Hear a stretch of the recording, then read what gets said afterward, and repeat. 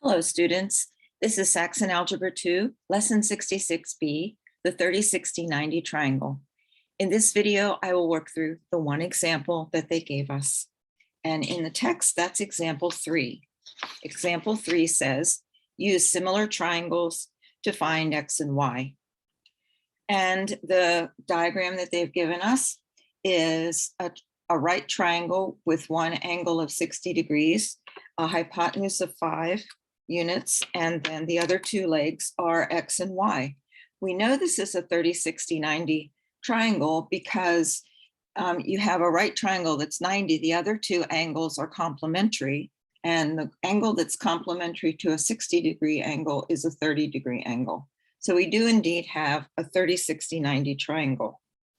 Now, in the explanation video, I taught you that the sides of the 30-60-90 are in the proportion 1 to square root of 3.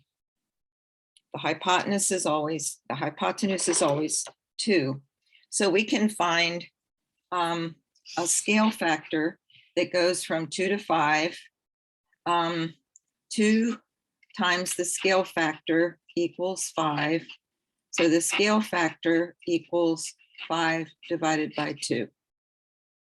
Therefore, to find x, we do the square root of 3 times 5 divided by 2, and that's equal to x.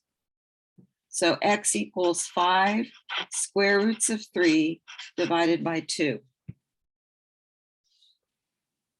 To find y, I'll use a different color so that it stands out a bit here. To find y, we're going to do 1 times the scale factor of 5 over 2 is going to equal y, which is going to equal 5 divided by 2.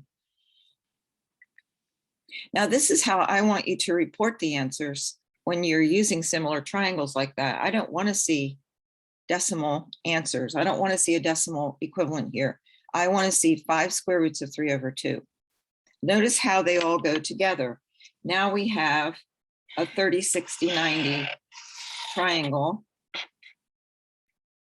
crudely drawn here, but we know that this is 5. We know that this is 5 square roots of 3 divided by 2, and this is 5 divided by 2. Notice how they all go together. You don't, no decimals. When we're dealing with a 30-60-90 triangle, maintain that square root of 3, and you'll be happy that you did. It's a good habit to get into. Okay, I will see you in another video.